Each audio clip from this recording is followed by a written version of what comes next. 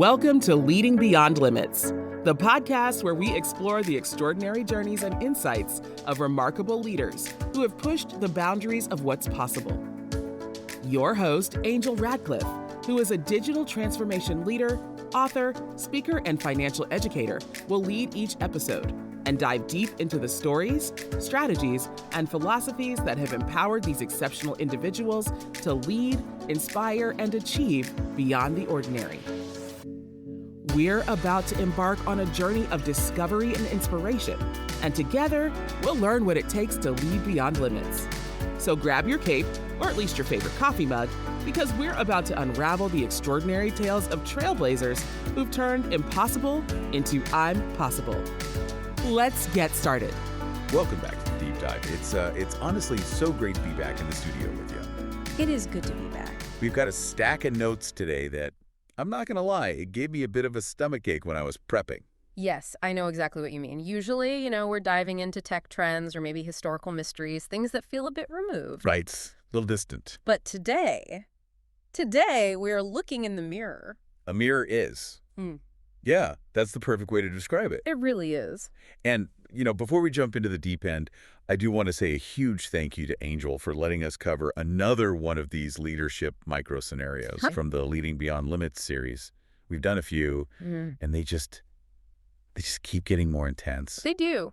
And I'm really glad we're circling back to this because, as we've talked about, these aren't your typical business school case studies. Not at all. There's no spreadsheet attached to this. Right. No correct answer key at the back. These scenarios, they're designed to simulate, the fog of war. They target that agonizing gap between knowing the theory of leadership and actually doing it when the pressure's on. When your heart rate is up. Exactly. It's one thing to read about crisis management in a comfortable chair. Yeah. It's another thing entirely to be the one holding the bag. For sure.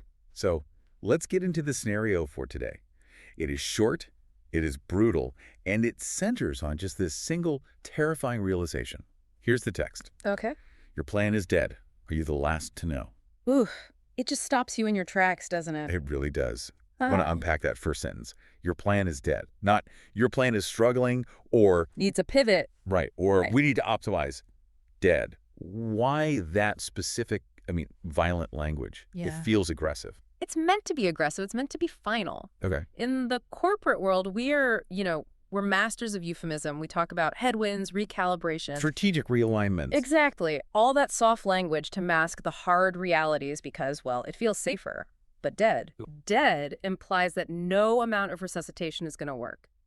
The biological function of the project has just ceased. Right. And admitting that is terrifying. It is. And the reason that language is so difficult for leaders to swallow is because leaders are conditioned to be the fixers. That's a good point. You're paid to solve problems. If something is broken, you fix it. So if a plan is dead, it feels like admitting you failed at your primary job description. We tie our competence to the survival of the plan. But there is a deeper psychological layer here. It's about the illusion of control. Think about what a strategic plan actually is. It's a document where we try to impose our will on the future.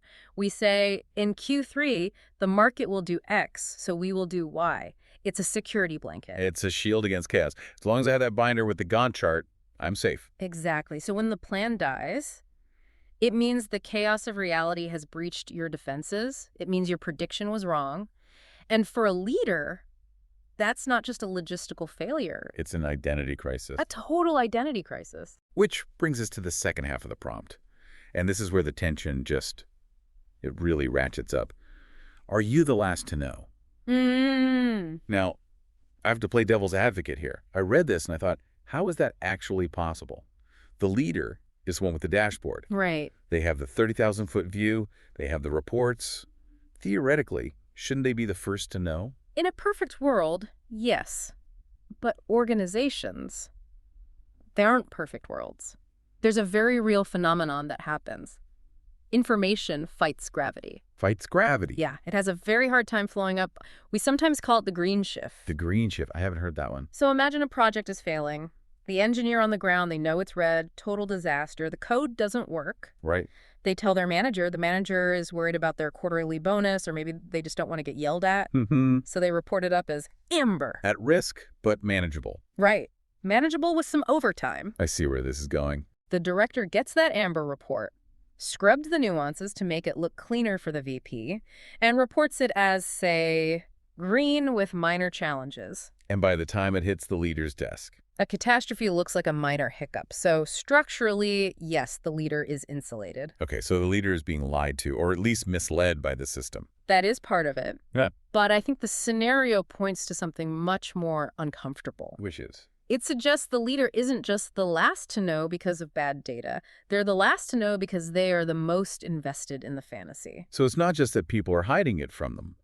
It's that they don't want to see it. Precisely. Think about sunk cost, but also confirmation bias on steroids. Okay. You, the leader, you pitched this plan to the board. You fought for the budget. You hired the team. Your reputation is anchored to this specific vision of the future. So when you look at the data, Your brain is actively rewiring itself to ignore the warning signs. you see a drop in sales and think seasonal anomaly, not product market rejection. Exactly, because the alternative is just too painful to look at.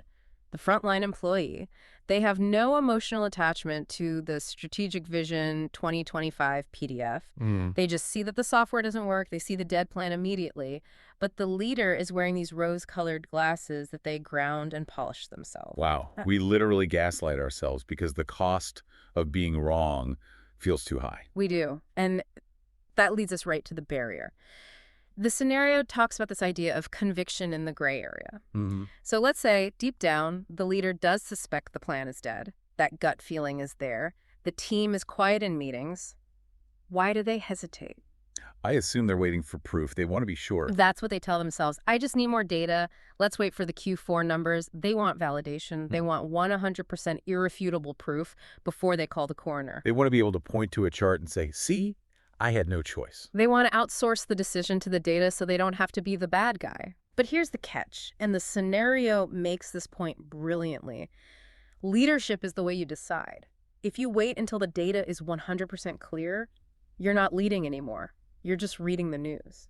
And the opportunity to pivot, to save resources, that's already gone. It's past, gone. But that's terrifying. Acting without 100% certainty feels reckless. If I cancel a major initiative based on a strong indicator, and I'm wrong, I'm the villain. Right, I'm the one who killed the golden goose. Yes. And that is the crux of the high-stakes decision. That discomfort with risk and accountability. The hesitation, it's not usually about a lack of information. The signs are there. The signs are almost always there. The hesitation is about the fear of owning the chaos that comes next. Because the moment you say the plan is dead, you create a vacuum. You create absolute chaos. You have to explain to the board why you burned $2 million. You have to tell the team their hard work was for nothing. You have to restructure. It's so much easier emotionally to just say, let's give it one more quarter. Delay the pain. But you amplify the damage. Significantly. And it destroys trust. Yes. Because your team knows. They're waiting for you to say it. And every day you don't, they lose a little bit more respect for you. They start to wonder, does he not see it? Or is he just too scared to admit it? That connects right back to the goal of this series, that gap between knowing and doing. Yeah. Intellectually, we all know sunk cost. If I gave you a quiz on it, you'd ace it. But emotionally, doing the cut. It feels like failing. And that gap, that's where careers are made or broken. It is easy to be a leader when the graph is going up and to the right. Leadership is defined by how you behave in that gray area, where the old map is gone and the new one hasn't been drawn yet. Speaking of maps, I want to pivot to one of the core concepts in this scenario, the agility asset. It uses this metaphor I found really helpful, the map versus the terrain. A classic mental model, but it applies so perfectly here. The map is your strategic plan. The terrain is, well, it's reality. And usually at the start, the map and the terrain look pretty similar. Hopefully. But the terrain is dynamic. It shifts. Competitors launch new products. Regulations change. A pandemic happens. A pandemic happens. The terrain shifts under your feet.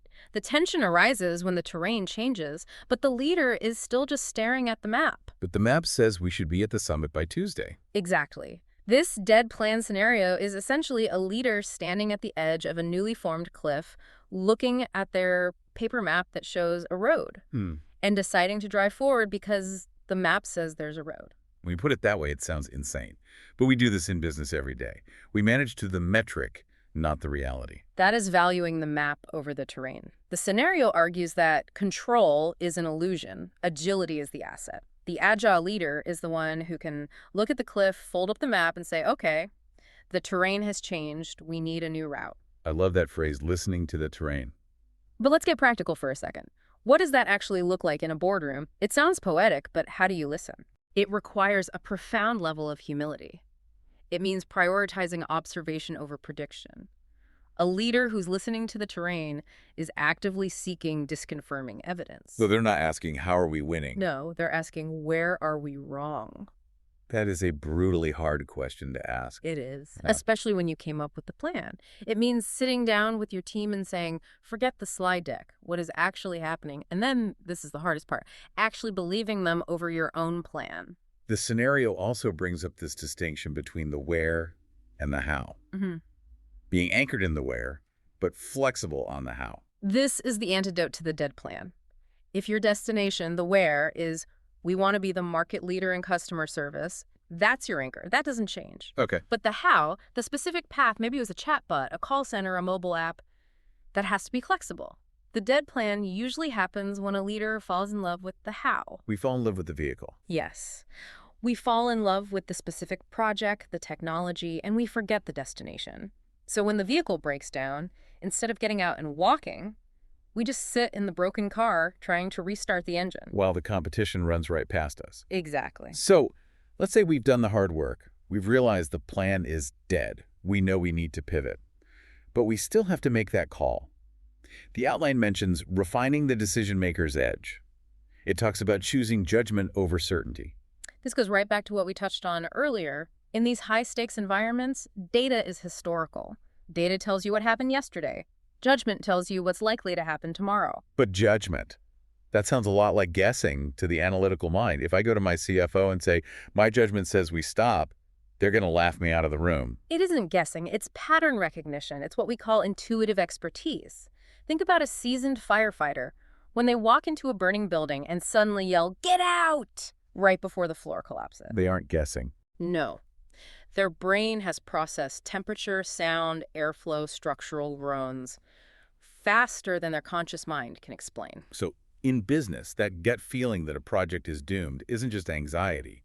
It's data processing happening below the surface. Exactly. You've seen hundreds of projects, you know what success feels like, and you know what failure smells like. Refining the decision-maker's edge means learning to trust that signal even when the spreadsheet hasn't caught up yet.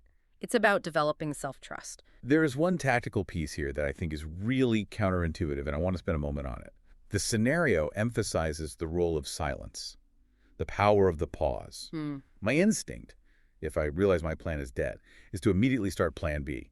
Panic mode. Quick, everyone, get in a room, let's brainstorm. And that is the most common mistake. It's a defense mechanism. We rush to the solution to avoid feeling the pain of the failure. But the scenario warns against this. It says you can't build a viable new reality on top of the unacknowledged wreckage of the old one. Unacknowledged wreckage. That is a heavy phrase. You have to stop. You have to call the meeting and say, out loud, this plan is dead, we are stopping. And then you just need a moment of stillness. You need to let that sink in. Why? Is it just for emotional processing? Or is there a strategic value? It is intensely strategic. If you rush into plan B immediately, you're bringing all the panic, all the sunk cost bias, all the exhaustion from plan A into the new strategy. You're just going to build another dead plan. Right. The pause lets you reset your situational awareness. It lets you look at the terrain with fresh eyes, not eyes clouded by panic. It feels like doing nothing, though. Yeah. And leaders hate doing nothing. It feels like doing nothing, but it's actually the most active thing a leader can do. It's holding the space for the truth to land. It signals to the team, I see the reality, I'm not in denial, I'm assessing. That builds massive trust. A leader who pauses to assess inspires confidence. A leader who runs around throwing darts at the wall Just looks desperate. just looks desperate. It's the difference between responding and reacting. So as we wrap up this deep dive, we promised we wouldn't give a 3-step checklist to fix your dead plan. No checklist today. If we gave you a checklist, we'd just be giving you another map to cling to. And the whole point of this is learning how to navigate when there is no map. Instead, we want to leave you with an invitation to reflect. This scenario is really a prompt for a self-audit.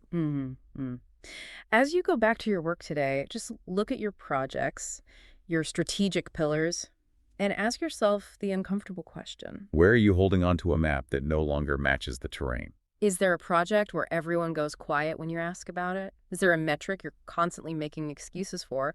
And then ask yourself, what am I afraid will happen if I admit this is dead? Yeah. Usually, you'll find the fear is about your own ego or your fear of visibility, not the actual business reality. This conversation, it's just one part of the bigger picture. This is from that 52 Weeks of High-Stakes Decisions series.